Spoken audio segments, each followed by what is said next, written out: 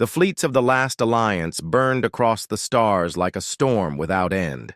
Their numbers so vast that entire constellations seemed to vanish beneath the glow of their engines, and at the center of their path lay Earth, a small blue world that had become the heart of all fear and all defiance. Humanity knew what was coming. Every city, every station, every soldier understood that the galaxy had chosen war not because of what humans had done, but because of what they might become, and so they prepared not with arrogance, but with the quiet resolve of a people who had no choice but to stand. On the surface of Earth, factories roared day and night, forging weapons, defenses, and shields, while orbital stations aligned their cannons to the sky. Civilians were moved underground into great shelters carved from stone while the skies filled with swarms of defense drones.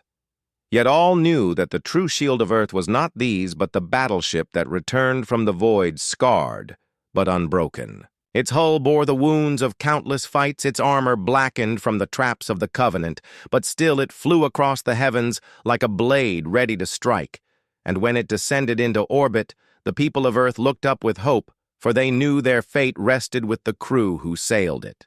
The captain stood on the bridge watching his world below and the endless storm approaching from beyond the stars. His crew waited in silence, their hands ready, their hearts steady. "This is it," the captain said, his voice calm though he carried the weight of all humanity. "Today, we fight not for victory, but for survival. Today we show the galaxy that humanity does not bow." The message was sent across all channels, a final declaration to friend and foe alike, and though the words were simple, they carried a power that no fleet could erase. And then the storm arrived. The last alliance came with fury, their ships blotting out the stars, their weapons primed to erase Earth from existence. The first volleys lit the void beams and torpedoes tearing through the black sky, striking at the human defenses.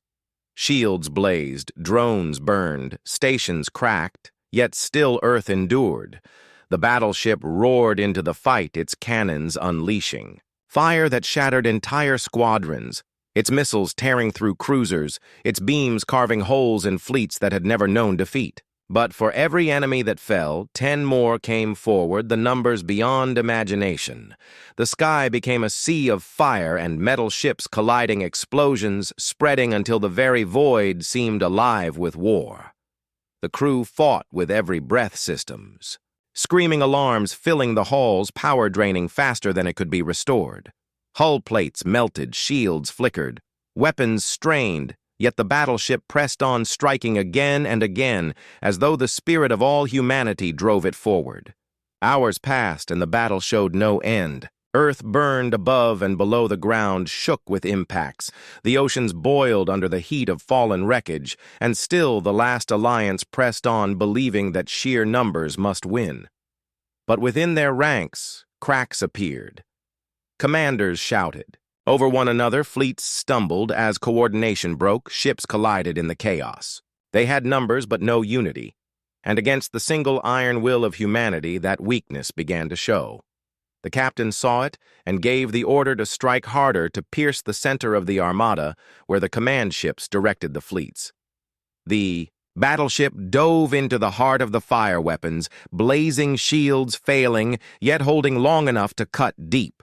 One by one, the command ships fell their destruction, sending confusion through the alliance. Fleets turned wild, some retreating, others pressing forward blindly, and the storm that had seemed unstoppable began to unravel. Still, the cost was terrible. The battleship shook with every hit, parts of its hull torn open, corridors flooding with smoke, lives lost in the struggle. The captain stood firm even as the bridge trembled around him, his eyes fixed on the stars. "Hold the line," he said again and again, his voice carrying through every deck, until even the wounded rose to fight. One last time, the crew became more than soldiers. They became the embodiment of their world, their will unbreakable. And then at last, the tide turned. The last alliance broke, not with a single blow, but with 1,000 small fractures, fleets splintering into chaos commanders fleeing one after another, until what had been the greatest armada in history became scattered wreckage, burning in the void. Earth still stood scarred but alive, its skies filled with ruins, but its heart unbroken. The battleship drifted in orbit, silent once more, its weapons spent, its armor shattered, yet victorious. Across the galaxy, the news spread faster than light. Itself, the last alliance had fallen. Humanity had faced the storm of the universe and endured. For the first time, fear turned to respect, even among those who hated humans. They could not deny the truth: humanity was here to stay. The captain looked upon the burning horizon of his world, and though sorrow filled his heart for the lives lost, pride burned stronger. "We have shown them," he whispered, not to boast, but to remember. "We have shown them who we are." And the crew stood with him, their silence louder than any cheer.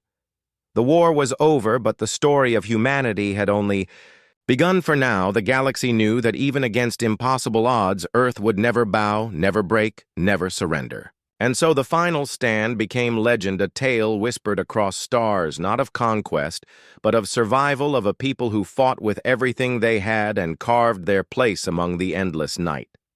Humanity had unleashed its battleship, and the galaxy had learned fear, but now it also learned something greater. It learned respect. The betrayal had failed. The covenant of shadows was broken, and its fleets lay in ruins. Yet the galaxy did not find peace. Instead, fear grew sharper than ever, for if humanity could survive even a trap forged by many empires together, then what power could ever defeat them?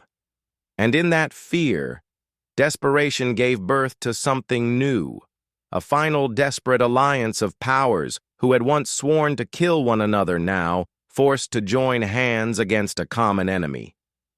They called it the last alliance, for each knew it might be the final chance to stop Earth before Earth rose beyond their reach. The call went out across empires, great and small, summoning fleets and warriors from every corner of the stars. Rulers who had never spoken face to face now gathered in secret halls, and sworn enemies sat beside one another, glaring with hatred, but bound by a single fear: the battleship of humanity. The Gerak warlord Zarketh, scarred and beaten from the last defeat, swore his fleets would fight until the void burned around them. The Vayari priests declared the humans false prophets and demanded their destruction to preserve the galaxy's faith. The Kalari Watch sent their most brilliant tacticians, believing that only strategy could overcome brute strength, and even the Valari Syndicate, whose spies had once sold secrets, now gave ships, for they, too, feared a universe ruled by humans. Piece by piece, the last alliance grew until its fleets were the largest armada ever assembled, greater even than the old wars that had shattered empires before humanity was born. In hidden shipyards, they forged weapons stronger than ever before. Torpedoes that could pierce planets, beams that could melt moons, shields that could endure the fire of suns. They built not only to fight, but to overwhelm, to erase humanity in one decisive strike. And yet among them, fear and doubt lingered, for many remembered how the covenant had fallen. Many remembered how thousands of ships had burned before one vessel. And though they stood together, none could silence the question whispering through their hearts: what if even this was not enough? While the galaxy prepared, the battleship of Earth drifted through the stars, scarred from its last battle, yet alive, its crew repairing systems with grim resolve. They had seen betrayal, they had survived traps, and now they knew the galaxy would never forgive them for living. The captain walked the silent halls, feeling the weight of the stars pressing down, for he knew another war was coming, not from shadows this time, but from all directions at once. Still, he gave no order to retreat. "We do not run," he told his crew. "We have shown them who we are, and now we must stand as what we are." The crew answered with silence, but in their eyes burned the fire of resolve, for they knew every battle ahead was not only for survival, but for the right of humanity to exist among the stars. Soon whispers reached them of the last alliance fleets, gathering on the edge of the galaxy, and though no spy could pierce the Alliance's heart, the very scale of the preparations was impossible to hide. Merchant routes grew empty, stations bristled with defenses, and even neutral worlds trembled as fleets passed overhead. The galaxy was turning into a storm, and at its center stood humanity alone. In the great halls of the last Alliance, commanders drew plans with cold precision. They would not wait for Earth's battleship to strike. They would not allow humanity to choose the ground this time. They would bring the war to humanity's heart, to Earth itself. The plan was daring, reckless, and cruel. First, fleets would surround the battleship, isolating it in deep space to ensure it could not rush to defend its home. Then the greatest armada ever built would descend upon Earth with fire enough to erase the planet from the stars. The Alliance believed that if they destroyed the world, humanity came from no battleship, no matter how strong, could carry on. And so the fleets prepared, engines burning brighter than suns, as they gathered on the frontier ready to march. Across the galaxy, rumors of the coming storm spread like wildfire. Ordinary people trembled, not knowing if their worlds would be caught in the fire, while others whispered that the Alliance was madness, that humanity had done nothing but defend itself. Yet no voice of peace was heard, for the rulers of the Alliance had chosen their path, and nothing would turn them back. On Earth itself, the leaders watched with growing dread as reports arrived of massive fleets moving closer day by day. Some cried that humanity should hide, withdraw the battleship, and beg for peace, but others said no, for peace bought with surrender was no peace at all. In the end, they placed their hope in the ship they had built and the crew who sailed it. The captain of the battleship stood on the bridge when the first signs came, signals from the edge of human space, showing fleets moving like shadows across the void, more ships than any eye had ever seen. The crew stared in silence at the readings, realizing what the last Alliance had forged. The captain did not tremble. He simply said, "So the galaxy has chosen. Then we will show them our choice." Orders were given, shields, raised weapons, armed, and for the first time the battleship did not drift silently, but turned its course homeward, engines burning toward Earth, for the crew knew the final battle was coming, not in distant space, but at the heart of their world. As the armada of the last Alliance advanced, the galaxy held its breath, watching history about to be written in fire. The human message echoed across the galaxy, and though it was clear and simple, it did not bring peace. It only brought more fear, and with fear came whispers, and with whispers came betrayal, for while many empires trembled, others plotted in secret, hoping to find a way to break humanity before its power grew even stronger. The council chambers that once rang with arguments, now filled with hushed voices and hidden meetings, for no ruler wanted to admit their fear. But none could forget the burning wreckage of the Jerak fleet. In dark corners of the galaxy, the seeds of betrayal took root. The Valari syndicate, known for its cunning and deceit, saw opportunity in the fear. To them, humanity was not only a threat, it was also a bargaining chip, and they began sending spies to gather information about Earth's battleship, searching for weaknesses, hidden codes, or allies that could be bought with promises of wealth. Meanwhile, in the fractured Jerak Dominion, warlords gathered in the shadows, each blaming the others for their defeat, but one warlord named Zarketh believed that survival meant alliance, even if it meant crawling to enemies he once swore to destroy. He began reaching out to other empires, whispering promises of unity against Earth, and slowly, like poison spreading through water, his words were heard. Soon, a secret pact began to form an alliance. Not of trust, but of desperation, for they feared that if humanity was not stopped soon, no one would ever stop them. This pact was called the Covenant of Shadows, and though no empire dared admit it in public, their agents met in hidden stations beyond the reach of the council. They traded secrets, maps, and old forbidden weapons forgotten since ancient wars, and with each meeting the betrayal deepened. The Covenant agreed on one thing: humanity's battleship must be destroyed at any cost. While this plotting spread, the battleship itself continued its silent voyage, its crew unaware that shadows were closing in. They passed through systems where trade ships scattered at their approach stations that fell into silence as they drifted past, and worlds where people watched the sky with a mix of awe and terror. To the crew, it felt as though the galaxy held its breath, waiting for something to break. The captain felt it too, standing on the bridge staring into the darkness, with unease, for though no enemy fleet appeared, sensors sometimes caught strange signals, faint echoes as if ships lingered at the edge of detection, then vanished before they could be tracked. He suspected they were being watched, but he gave no order to attack, for humanity had spoken its message they would not strike unless struck first. Yet in the shadows, the Covenant prepared. They built a fleet not as large as the Gerak Armada, but forged from many empires, each ship carrying unique weapons, each commander sworn to destroy Earth's battleship or die.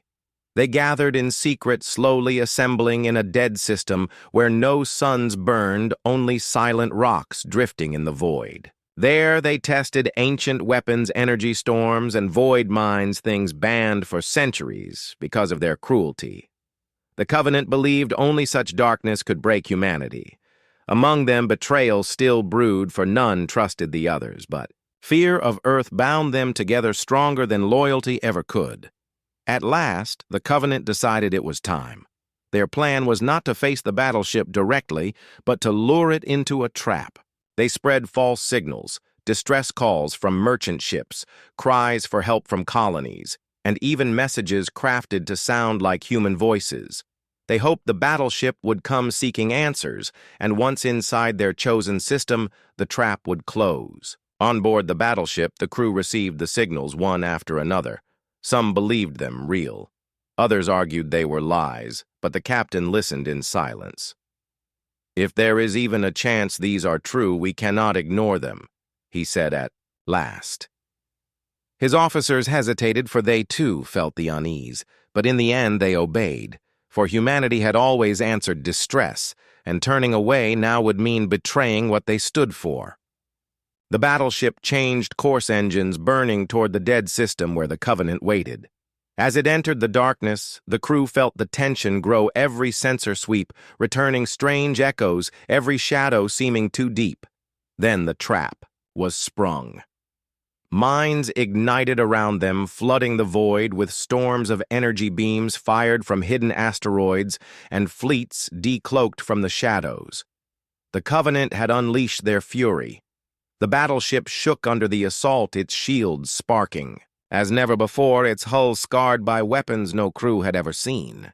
Yet it did not fall. The humans fought back with precision beams cutting through hidden ships, missiles tearing through fleets, and cannons shattering asteroids that had become weapons. The battle was chaos fire and shadow blending until it seemed the stars themselves were at war. The Covenant believed they had the advantage: numbers, deceit, and forbidden weapons, but the battleship endured every strike, adapting faster than they could predict. Still, for the first time in its voyage, the humans felt the weight of true danger. System-strained alarms filled the corridors and damage spread across its hull. The crew fought with grim determination, refusing to yield, for they knew the galaxy watched, and failure here would mean the end of humanity's place among the stars. The Covenant pressed harder, sacrificing ship after ship in their desperation. But as hours passed, their unity began to crack, commanders arguing, accusing each other of cowardice and betrayal. Their trap had not destroyed the battleship, and now their fleets were burning one by one. At last, the Covenant's courage broke, and like the Gerak before them, they began to flee, leaving behind wreckage and fire. The battleship stood alone once, more scarred but unbroken, its silence heavier than ever. Across the galaxy, whispers spread again. Humanity had faced betrayal from many and still survived. The Covenant of Shadows was broken before it was known, and now every empire feared not only humanity's power, but also their patience, for even surrounded by deceit they endured. And so the shadows of betrayal faded, leaving only ruins and a galaxy, even more afraid to face the humans who would not fall. The galaxy had seen destruction on a scale it could barely understand. The mighty fleet of the Xeric Dominion shattered in hours. Thousands of ships erased by the fire of one human battleship, and yet even after such power, humanity remained silent. The great vessel drifting forward across the stars with no words, no demands, no explanations, and in that silence fear grew heavier than ever. Across the empires, rulers argued and ordinary people whispered, why had Earth built such a ship? Why had they destroyed so easily? And why did they not speak? Some believed humanity was preparing for invasion. Others believed they were only defending themselves, but none could know, for the battleship gave no answer. That answer came at last, when the galaxy least expected it. It was the Kalari Watch who first reported the signal, a transmission unlike any they had intercepted before, simple, direct, and unmistakably human. The message spread across the stars, carried by relays until every empire, every council, every home could hear it. A single human voice filled the air, strong, steady, and calm. "We are humanity," the voice said. "We are not here to conquer, but we will not be conquered. We built this ship not for war, but for survival. We do not seek empires, we do not seek tribute, we seek only respect. Leave us in peace, and peace will be yours. Strike at us again, and you will learn what we are capable of." The message was short, but its weight was greater than any fleet, for at last, humanity had spoken, and the galaxy understood what it meant. They were not invaders. They were not slaves. They were survivors who would never bow again. Across the galaxy, reactions exploded. In the halls of the Vayari kingdom, priests declared the words, "divine prophecy," claiming the humans were chosen protectors of the stars.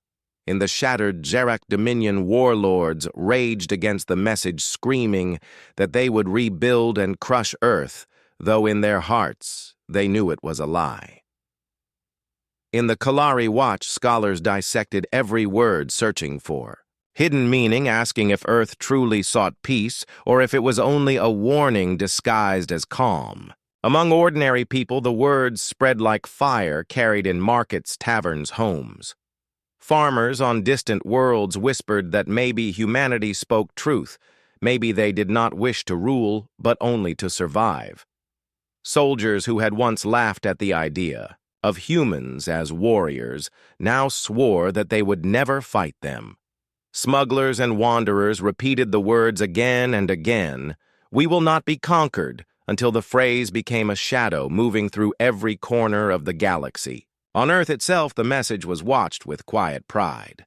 The leaders who had debated for decades over whether to reveal their strength now saw their choice carried into the stars.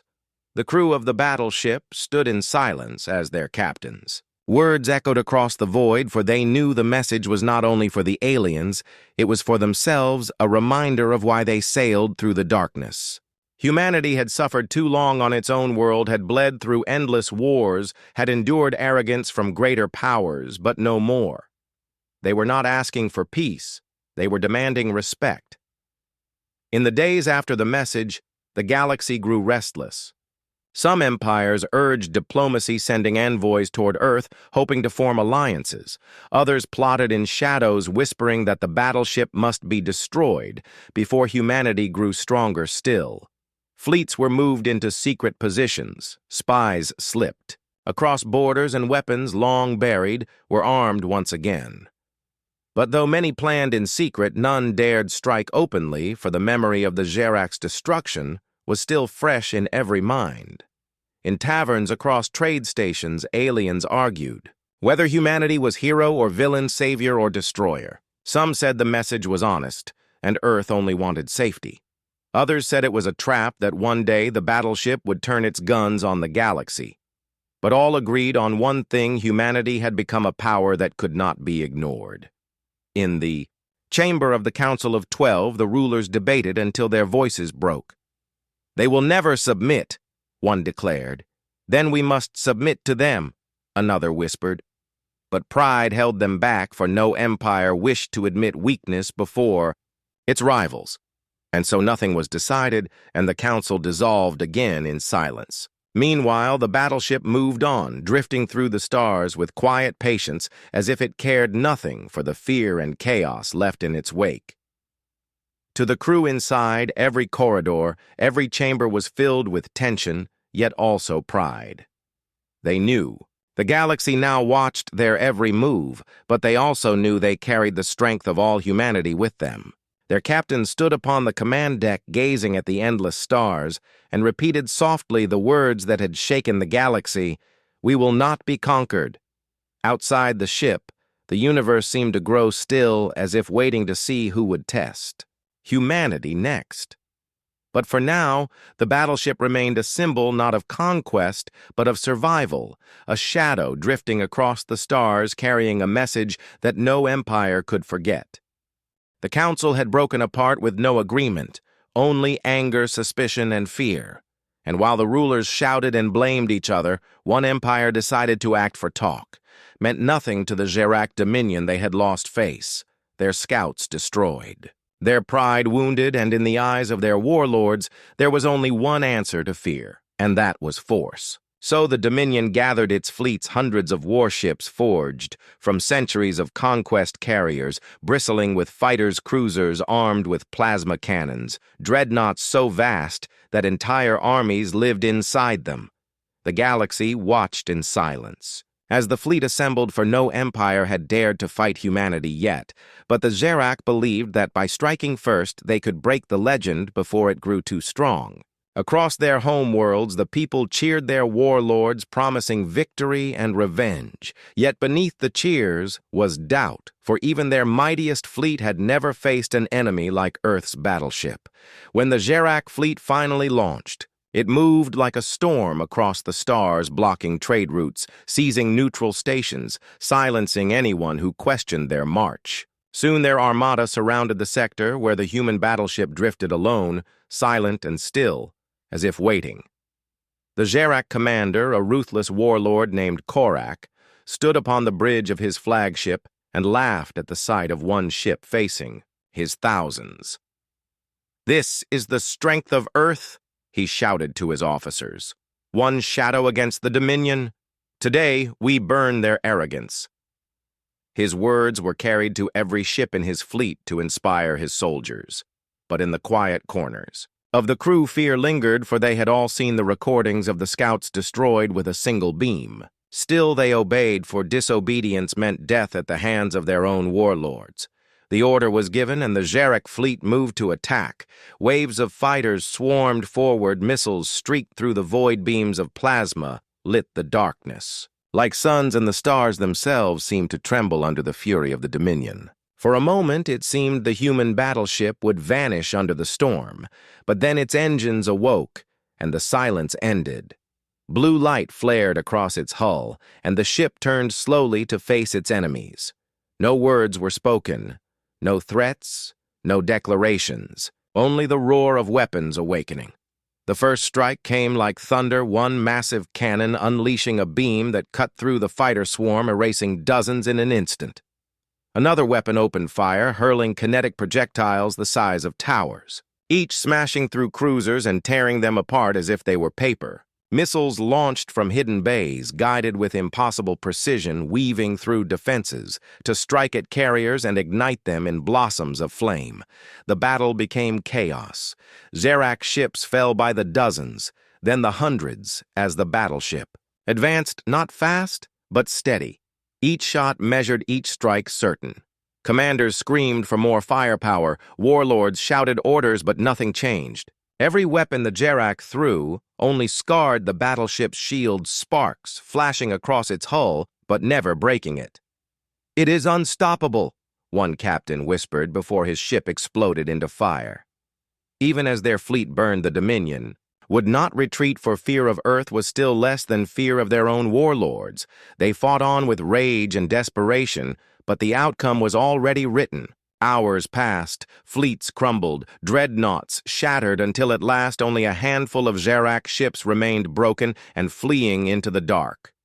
The flagship of warlord Korak still stood, its armor burning, its weapons failing, yet he refused to yield. In a final act of pride, He ordered his ship on a suicide run, engines burning toward the battleship. "If we die, then we take them with us," he roared. But the human vessel answered with calm precision. One final weapon fired a beam that split his ship in two before it could even reach striking distance. His death ended the battle, and the silence returned once more. The galaxy watched in awe and terror. News spread across the stars, fleets destroyed, thousands of ships gone in hours against a single human battleship. The recordings showed the calm, unstoppable power of Earth, the way the ship fought like a predator toying with its prey. No empire could deny the truth any longer. Humanity was not weak. Humanity was not prey. Humanity had become the shadow every ruler feared in their darkest dreams. On distant worlds, people whispered of the battle, some cheering that the arrogant Gerak had been humbled, others trembling that if such power turned against them, nothing could save them. In the council halls, the rulers argued again, some demanding peace before more empires were destroyed, others calling for greater alliances to resist, but none could find courage to act. The humans still had spoken no words, offered no terms, demanded no tribute. They simply fought when attacked, and then moved forward in silence as if the destruction of fleets meant nothing at all. The galaxy now understood what the scouts had. Tried to warn them of Earth's battleship was not a myth, it was a reality, and it was unstoppable. And as the fires of the Gerak fleet faded into the void, the battleship drifted onward, its engines burning slow and steady, leaving behind wreckage and fear in equal measure. The clash in the stars was over, and humanity had won without speaking a single word. Across the galaxy, the destruction of the Gerak scouts spread like fire through dry fields, and before the echoes of the battle had faded, every empire began to panic, and so in a desperate attempt to find answers, the greatest rulers of the stars gathered in secret. The place was a hidden fortress station built on the edge of neutral space, a hall carved of black stone and silver metal known as the Chamber of Concord, though there had never been true concord within it. From every corner of the galaxy, leaders came, some in shining robes, some in armored suits, some in the strange forms of their species, insect wings, claws, scaled bodies, but all carried the same fear in their eyes, the fear of Earth. At the center of the chamber, a vast table of light displayed the image of the human battleship, turning slowly like a shadow against the stars. No one spoke at first, for even the mighty struggled to find words when staring at the monster that had erased fleets with a single strike. Finally, the High Warlord of the Gerak Dominion broke the silence, his voice sharp with anger, though his hands trembled as he gripped the table. "This ship must be destroyed," he declared. "Humanity dares to challenge the galaxy itself, and we must strike them down before they strike again." His words echoed, but not all agreed, for the Queen of the Vayari Kingdom raised her jeweled hand and spoke softly, yet with conviction.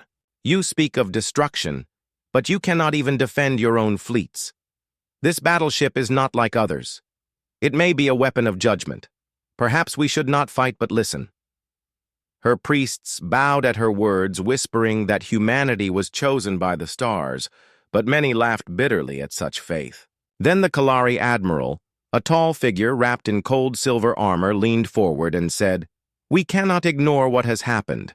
One ship has already broken the balance of the galaxy. If humans built one, they may build more. We must unite for once in history, or all of us will fall one by one." Murmurs filled the chamber, some in agreement, some in denial. The Vorthan clan chieftain slammed his fist against the table, his heavy claws cracking the light display. "Unite? With cowards and priests? No. We will gather our fleets and crush this human toy. They are nothing but upstarts playing with fire." Yet even as he shouted, his eyes betrayed doubt, for he had seen the recordings and knew that no fleet of his people could stand against such power. The debate grew, louder voices overlapping, anger mixing with fear, until the chamber was filled with chaos. But beneath the noise, one truth was clear: none of them trusted each other enough to act together. And while they argued, a smaller figure at the edge of the table finally spoke, the representative of a minor world overlooked by the great powers. His voice shook, but carried a strange wisdom. "We speak as if humanity is our enemy, yet they have not spoken a single word. They destroyed those who attacked them, but nothing more. Perhaps they do not seek war at all. Perhaps they seek only to show that they cannot be conquered." For a moment, the chamber grew silent at his words, for deep inside, many had thought the same, but pride and fear kept them from admitting it. The Jerak warlord snarled and dismissed the idea, calling it weakness, but the seed was planted. Still no agreement was reached. Some demanded war, some demanded peace, some demanded waiting and watching, but all agreed on one thing: the human battleship had changed the galaxy forever. Before the council ended, spies rushed into the chamber with urgent news. The battleship had moved again, drifting slowly toward a cluster of neutral systems rich in trade and resources. Panic rippled through the chamber. Merchants feared their routes would be destroyed, rulers feared their colonies would be lost, and generals feared their fleets would be erased like the Jerak scouts. Whispers filled the air, not just of fear, but of betrayal, for each empire wondered which of their rivals might secretly try to ally with humanity or use the chaos for their own gain. Old rivalries burned brighter than ever. The Kalari accused the Jerak of provoking humanity with arrogance. The Vortan accused the Vayari of weakness. The Vayari accused them all of blindness to the will of the stars. Soon the council dissolved into shouting, until at last the chamber lights dimmed and the meeting ended without decision. The leaders left with anger in their voices, but fear in their hearts. Outside the station, fleets gathered in secret, each empire preparing in its own way. Some built more weapons. Some sent spies to Earth again. Some even whispered of secret talks with human envoys, though none could prove it. Across the galaxy, the people waited, listening to rumors of the council and finding no comfort. If the greatest rulers of the stars could not decide what to do, then what hope did ordinary beings have?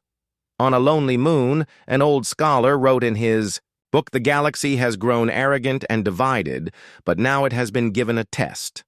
Humanity has shown us a shadow of what unity can create. If we do not learn the same, we will all be broken." His words would never reach the councils of power, but they carried the truth that none wished to see. And still, the battleship moved. On silent, steady, unstoppable, its dark hull reflecting the light of distant suns. The galaxy watched, waited, and whispered, while fear grew into something deeper, the knowledge that no matter what choice they made, the age of old empires was ending, and the age of humanity had already begun. Long before the battleship appeared at the edge of the galaxy, long before alien empires whispered in fear, humanity had already chosen its path, and the secret of that choice was hidden deep within Earth's history, for Earth was not a world of peace. It was a world that had burned through endless wars across centuries, each generation fighting with fire, steel, and machines, and while many empires of the galaxy had risen in comfort, ruling their stars with arrogance, humanity had learned survival the hard way through pain and sacrifice. The oceans of Earth had seen warships, the skies had carried bombers, the land had been torn by tanks and soldiers, and when the wars ended, humanity carried the scars. Yet from those scars they learned unity, for no enemy from beyond the stars could ever hurt them more than they had hurt themselves. It was in this crucible that the idea of the great battleship was born, not as a weapon of conquest, but as a shield of survival. Leaders gathered in secret across nations that once fought as enemies, and for the first time in history, they spoke not of borders or politics, but of the galaxy itself, for they had seen the stars, and they had seen the arrogance of alien powers who dismissed humanity as weak and fragile. The humans knew better. They knew that weakness could become strength, and that the galaxy would one day test them. And so, in hidden shipyards built deep beneath the oceans and far across the void of their colonies, humanity began to build not fleets, but one weapon, one guardian, one ship that would carry all their hopes and all their fears. It was called many things in the design halls. Some named it the Ark, others called it the Titan, but to the people of Earth, it became known simply as the Battleship. Its hull was forged from metals pulled from asteroids richer and stronger than any found on alien worlds. Its engines burned with a new kind of energy drawn from the heart of collapsing stars. Its weapons combined the best of all human invention: missiles, beams, kinetic strikes, and something more, something secret locked away only for the direst need. But the true secret of the battleship was not in its weapons or its engines. It was in the people who built it. For the entire project was hidden from alien spies, hidden even from much of humanity itself, guarded by those who believed that survival was worth any price. Generations worked in silence, fathers teaching sons, mothers teaching daughters, engineers teaching apprentices, all adding piece after piece to a dream no empire believed possible. When the ship was complete, it was not just steel and fire. It was the story of humanity itself, a story of survival against impossible odds. And deep inside the ship, beyond the weapons and engines, there was something stranger still, a chamber sealed. From all eyes, a place where the true heart of the vessel rested. Some whispered it was a weapon that could erase worlds. Others whispered it was an intelligence greater than human or alien thought, but none outside the highest ranks of Earth Command knew the truth. Even the crew who now guided the battleship across the stars did not speak of it.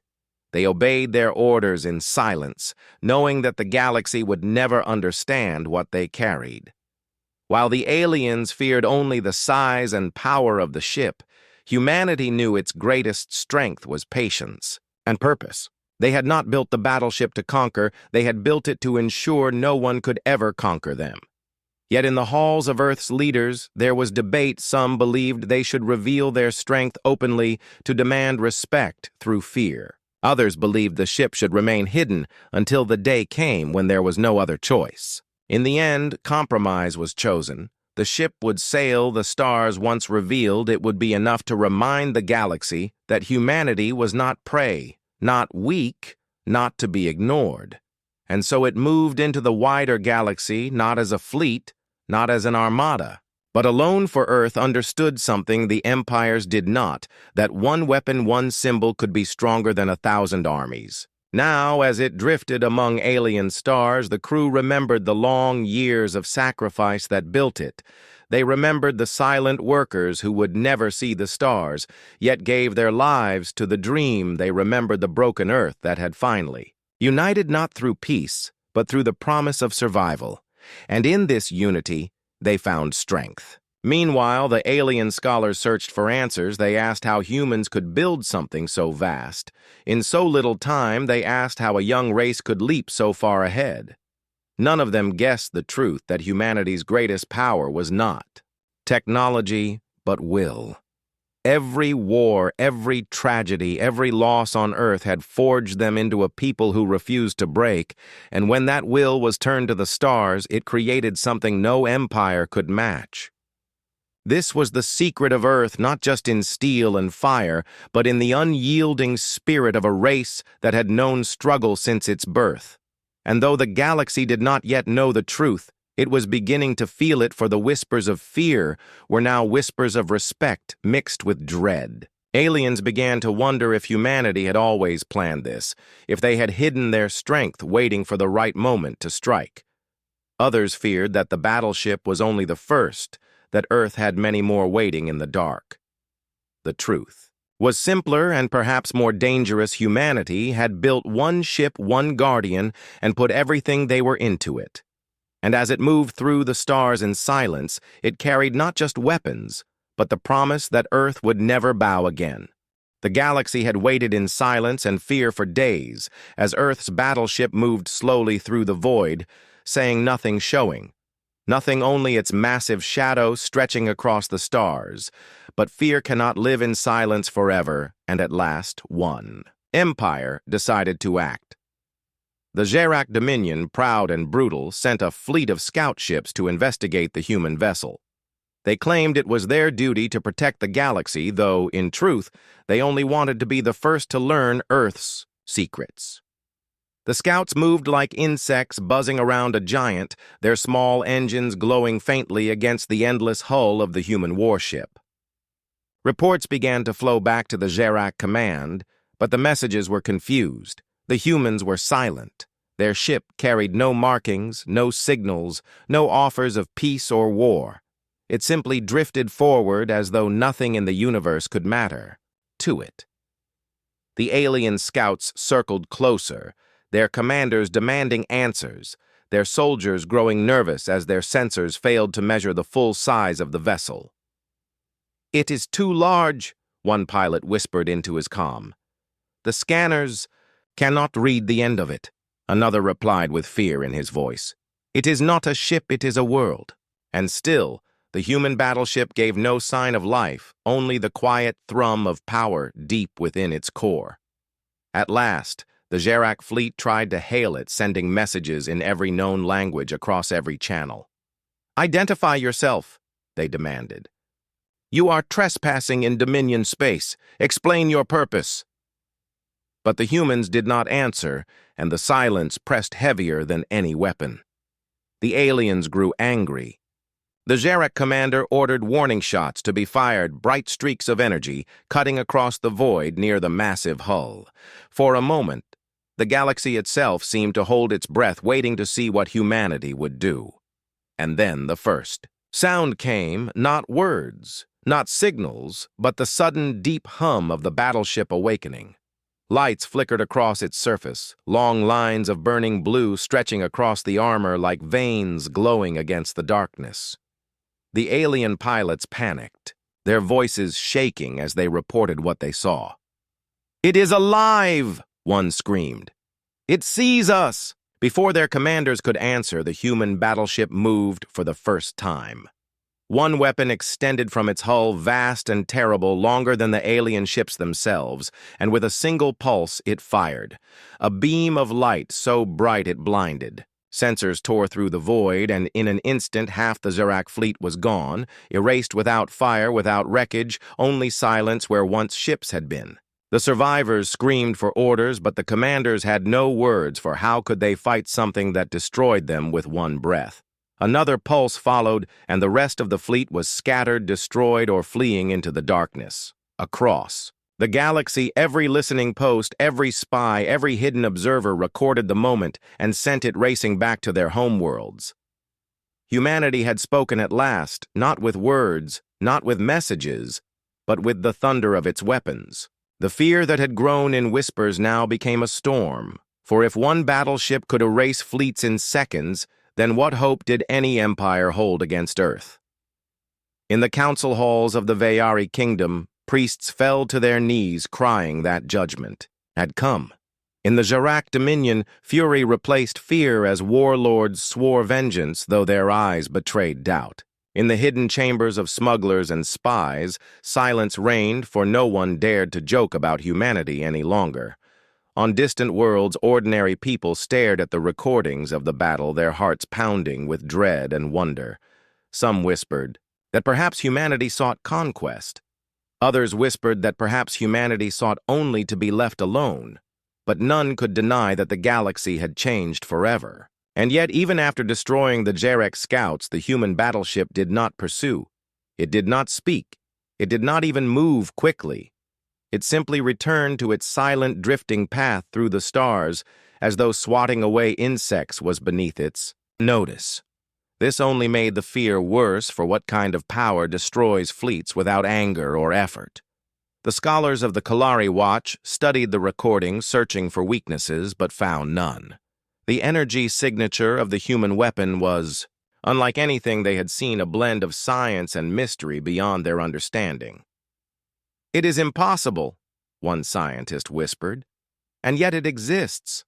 And so the galaxy learned something new, that Earth's silence was not weakness, it was patience, and that when patience ended, destruction followed. Rumors spread faster than ever. Some claimed the battleship was only a scout itself, a messenger of a larger fleet hidden in the void. Others claimed the humans had mastered ancient technologies lost to time. Still, others believed the ship carried not soldiers, but entire armies of humans waiting to be unleashed. The truth mattered little because fear had already made the galaxy believe the worst. And somewhere deep inside that massive ship, human eyes watched the chaos unfold, not with joy, not with rage, but with cold determination. They had sent their message, and now the galaxy would have to listen. The galaxy was trembling long before the first weapon of Earth's battleship was ever seen, for whispers moved faster than light traveling through merchants' tongues, smugglers' lies, and the fearful hearts of soldiers across distant empires. And in those whispers, one truth returned again and again, that Earth had built a warship unlike anything the galaxy had ever known. In the market stations of the Vorthon clans, traders closed their stalls early, afraid that talk of the shadow ship might bring doom upon them, for every story grew darker with each retelling. Some swore the vessel was powered by a black hole. Others claimed it carried the deadliest soldiers ever born, and still others whispered that it was not a ship at all, but a living machine forged from Earth's hatred. None could prove their words, yet every listener believed them, because fear does not need proof, it only needs a story. In the heart of the Kalari Watch, the generals argued in long, bitter councils. "It cannot be true," one said, slamming his clawed fist against the table. "Humans are weak. They only crawl among their small planets. They do not build monsters." But another officer showed the silent images captured before their scouts vanished into darkness, images of a shadow so massive it hid stars behind its hull. The council chamber grew quiet. Then, for denial is easy until proof is laid upon the table. And though they still tried to speak bravely, their eyes betrayed them with fear. On the homeworld of the Gerak Dominion, fear turned to anger. Warlords demanded their fleets prepare for battle, and their citizens were told lies to keep them calm. "This human ship is only a myth," the leaders declared. But in secret they sharpened their blades and activated weapons not used in centuries.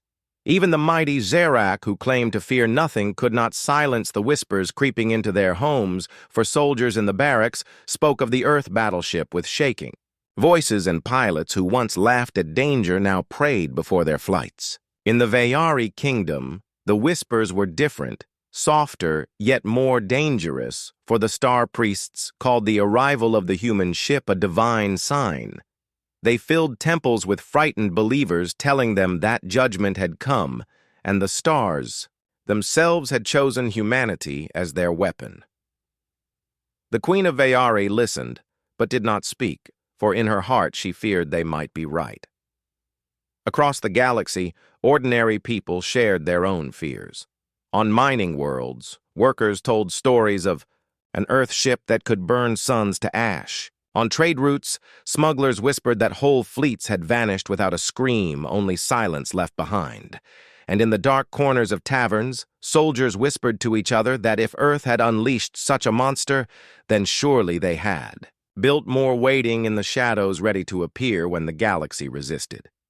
The silence of the battleship only made the fear worse, for it sent no message and made no demands. It did not declare war nor offer peace.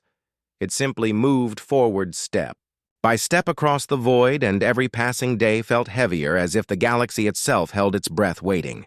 The Council of 12 Worlds held a secret meeting to discuss what should be done. 12 leaders gathered, each from a different empire, their voices echoing in the great chamber built of crystal and steel. Some argued that Earth must be destroyed.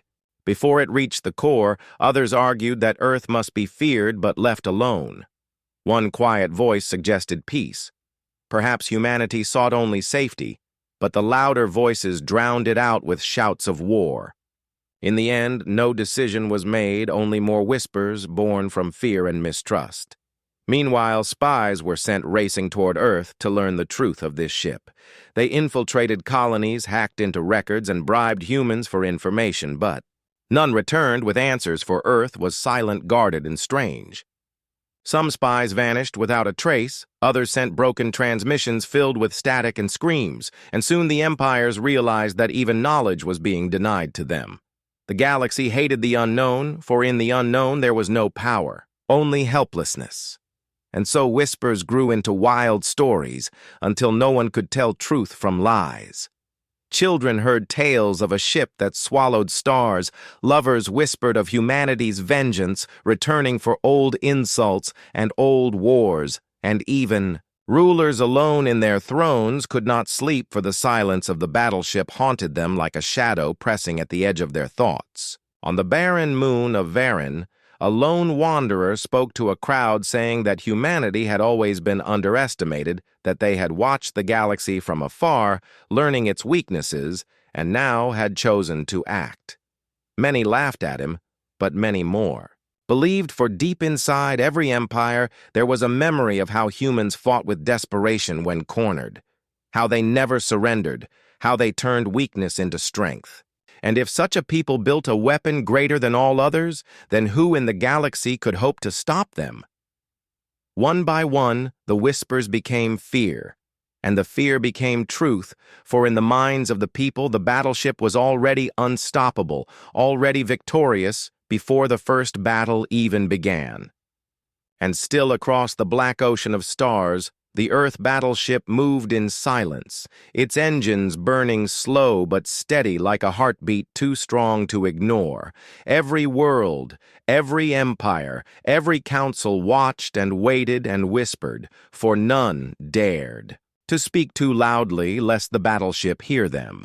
And so the galaxy, a place of proud empires and endless wars, began to live under the shadow of a single ship unleashed by Earth. The galaxy was never silent, not truly, for every star carried whispers of ships moving, empires rising, and wars burning. But on that night of cosmic history, something changed. Something new moved in the darkness, and the whispers became screams of fear.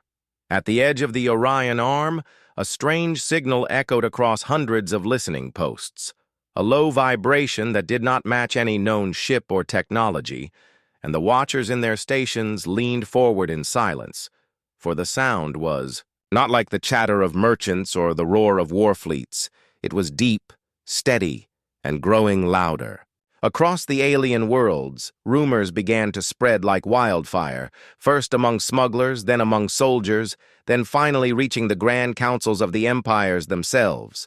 The Gerak Dominion, proud and cruel, demanded answers from its scouts. The Vayari kingdom whispered prayers to their star gods, and even the ruthless Vorthan clans, who feared nothing, grew uneasy.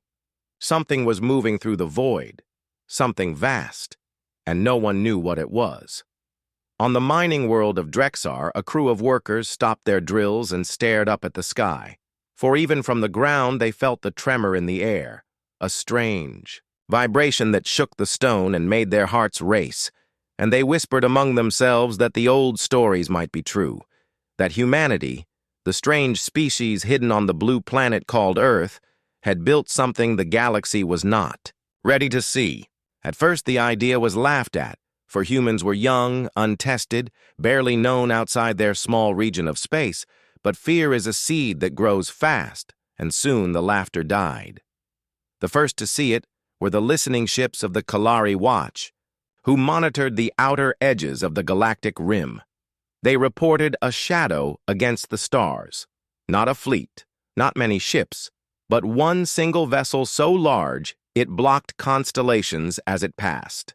Their scanners tried to measure its size, but the numbers broke their screens, and one officer whispered that the ship was longer than a continent, wider than a city, built not for trade, not for exploration, but for war. They sent warnings to every empire, but before the messages could spread too far, their signals went silent, as if swallowed by the void. In the grand chamber of the Gerak Dominion, warlords gathered, their voices sharp with anger and hidden fear. "No single world can build such a weapon," one commander shouted. "It is a trick, a lie." But another rose, holding fragments of data, shaky images of the shadow that moved among the stars. The warlords grew quiet then, for even the most stubborn among them could see the truth. Something was coming, and it was not theirs to control. Across the galaxy, empires began preparing fleets, generals drafted battle plans, and spies were sent racing toward Earth to learn the secret of the monstrous ship. But they were already too late. The ship had entered the Vega Passage, a narrow stretch of space used for trade. Merchant vessels spotted it from afar and turned away in terror, refusing even to describe what they saw, for to speak of it was to feel the fear again. One freighter captain broke down in tears during his report, saying only this: "The stars disappeared. It was like the night itself was moving, alive, watching us." His words spread faster than any official message, and soon the galaxy was filled with whispers of the Earth battleship. No official name was given, but the aliens gave it many titles in their fear: the Dark Titan, the World Slayer, the Silent Colossus. The ship itself said nothing, sent no signals, made no demands. It simply moved forward, slow and unstoppable, like a mountain drifting across the sea. This silence was what terrified them most, for in war there is noise, in trade there is talk, but in silence there is only the unknown. In the council of the Vaeri kingdom, the star priests begged their queen to hide their worlds, to dim their beacons, to pretend they did not exist. "This is not a ship," they cried. "This is judgment." But the queen only stared at the hollow projection of the shadow, her voice trembling as she asked the question no one wished to answer. "If Earth built this, what do they want?" And still the battleship came closer. On the rim station of Calvis, a small group of alien children gathered by the viewing ports, pressing their hands against the glass as they watched a darkness swallow the stars. They did not understand war or fear. They only saw something vast and beautiful moving in the night. One child whispered, "Maybe it is a guardian." Another whispered back, "No, it is a monster." And behind them, the station commander closed the shutters in silence, unable to watch any longer. By the 5th day of its appearance, every empire had sent orders to prepare their defenses. Fleets were recalled, armies were placed on alert, and weapons once hidden in secret vaults were armed for the first time in centuries. Yet even with all their strength, none of them felt safe, for this was not an enemy they had faced before. This was humanity, a species that had been underestimated, ignored, treated as little more than a minor race, and now, without warning, they had unleashed a ship that defied reason. At last, in a quiet council chamber far from the stars, a single alien scholar spoke the truth that others feared to say. "This is not a mistake. This is not a trick. Earth has shown us its teeth. And if this is only one ship, then we must ask ourselves, what if they have more?" The question echoed through every empire, through every fleet, through every home. What if Earth was not showing their full strength? What if this was only the beginning? And as the battleship continued its silent journey across the stars, the galaxy, mighty and proud, began to understand a new kind of fear.